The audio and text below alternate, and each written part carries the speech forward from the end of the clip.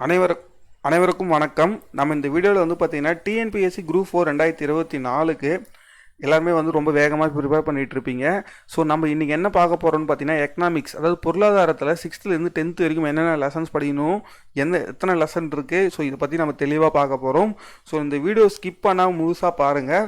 நம்ம யூடியூப்பில் தேவையில்லாமல் நிறைய வீடியோஸ் பார்க்குறோம். நம்ம சேனலில் வந்து பார்த்திங்கன்னா தொடர்ந்து நிறைய ஷார்ட்கட் வீடியோஸ், நம்ம சிலபஸ் வைஸ் என்னென்ன டாபிக்ஸு புக்கில் சமச்சீர் புக் சார்ந்து நம்ம என்னென்ன லெசன்ஸ் படிக்கணுன்றதை தெளிவாக சொல்லிகிட்ருக்கோம். ஸோ அதால் நம்ம சேனலில் மறக்காமல் ஃபாலோ பண்ணி சப்ஸ்கிரைப் பண்ணுங்கள். ஸோ நீங்கள் ஒரு சப்ஸ்கிரைப் பண்ணுறதுக்கும் ஒரு லைக் பண்ணுறதும் நாங்கள் நெக்ஸ்ட் வீடியோ போடுறதுக்கு ரொம்ப வேகமாக இருக்கும். சரி, ஓகே, ஒரு எனர்ஜெட்டிக்காக இருக்கும். ஓகேங்களா? சரி, ஓகே, நம்ம வந்து ஒரு வீடியோவும் கஷ்டப்பட்டு தான் ரெடி பண்ணுறோம். ஓகேங்களா? சரி, இப்போ வந்து இந்திய அரசியல், அதாவது வந்து பார்த்திங்கன்னா இதுக்கு முன்னாடி நம்ம பாலிட்டி பார்த்துருப்போம். இப்போ நம்ம வந்து எக்கனாமிக்ஸ் வீடியோ பார்க்க போகிறோம். ஸோ ஃபஸ்ட்டு நம்ம சிலபஸ் வைஸ் 6th-லேருந்து 10th வரைக்கும் மொத்தம் 15 லெசன் இருக்குது. ஸோ இந்த 15 லெசனுமே நம்ம படிக்கணும். ரொம்ப ரொம்ப இம்பார்ட்டன்ட் லெசன்ஸ். ஸோ இதில் வந்து இந்திய பொருளாதாரம்னா ஃபஸ்ட்டு நீங்கள் எக்கனாமிக்ஸை வந்து ஃபண்டமெண்டலாக வந்து ஆடம் ஸ்மித்துலேருந்து காரல் மார்க்ஸ்லேருந்து அதுக்கப்புறமா வந்து பார்த்திங்கன்னா விஸ்வேஸ்வர் ஐயாவிலேருந்து நேருலேருந்து திட்டக்குழு நித்தியாவுக்கு வரைக்கும் ஃபுல்லாக நீங்கள் தெளிவாக வந்து ஒரு அண்டர்ஸ்டாண்ட் இருந்தால் தான் வந்து பார்த்திங்கன்னா உங்களுக்கு இது தெரியும்.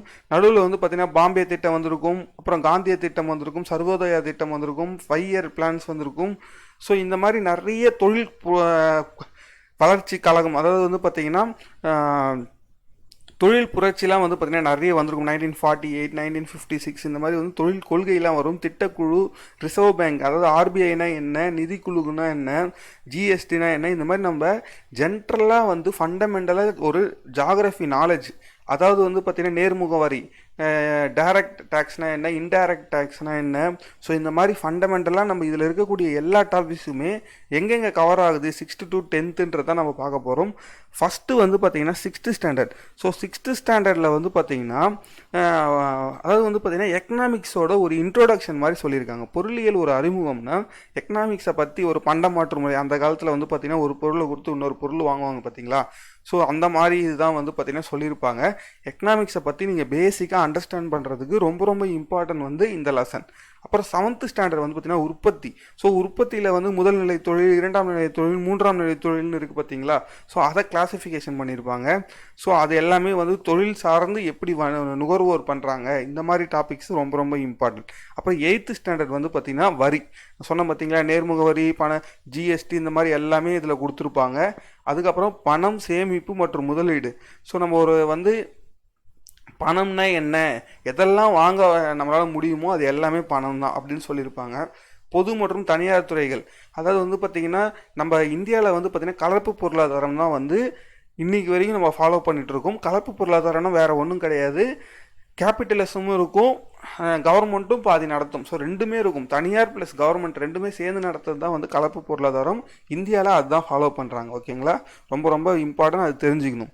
ஸோ அதுக்கப்புறமா வந்து பார்த்திங்கன்னா 9th ஸ்டாண்டர்ட். ஸோ 9th ஸ்டாண்டர்டை பொறுத்தளவுக்கு வந்து பார்த்திங்கன்னா நீங்கள் தெரிஞ்சுக்க வேண்டிய லெசன்ஸ் என்னென்னு பார்த்தீங்கன்னா மேம்பாட்டை அறிவோம், அதாவது தொலைநோக்கு, அளவீடு மற்றும் நிலைத்தன்மை, இந்தியா மற்றும் தமிழ்நாட்டில் வேலைவாய்ப்பு, பணம் மற்றும் கடன், தமிழக மக்களும் வேளாண்மையும், இடம்பெயர்தல். ஸோ இது எல்லாமே வந்து பார்த்திங்கன்னா ரொம்ப ரொம்ப இம்பார்ட்டன்ட்.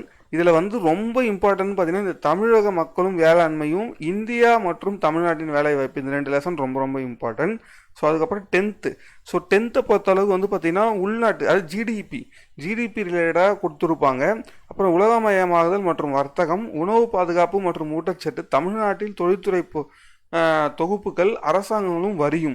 ஸோ இதில் ரொம்ப ரொம்ப இம்பார்ட்டன்ட் லெசன் பார்த்திங்கன்னா இந்த வரிகளும் தான். அரசாங்கமும் வரிகளும்ன்ற லெசன் வந்து ரொம்ப ரொம்ப இம்பார்ட்டன்ட்.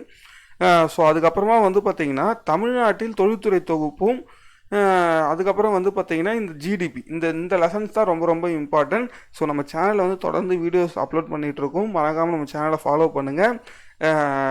டெய்லியுமே வந்து பார்த்திங்கன்னா நிறைய வீடியோஸ் கொடுத்துட்ருக்கோம். குரூப் 4 வரைக்குமே நம்ம சேனலில் தொடர்ந்து வீடியோஸ் சிலபஸ் ஃபுல்லாக கவர் பண்ண போகிறோம். ஸோ உங்களுக்கு வேறு ஏதாவது டவுட்ஸ் இருந்தாலும் கமெண்ட் பாக்ஸில் கமெண்ட் பண்ணுங்கள். நன்றி.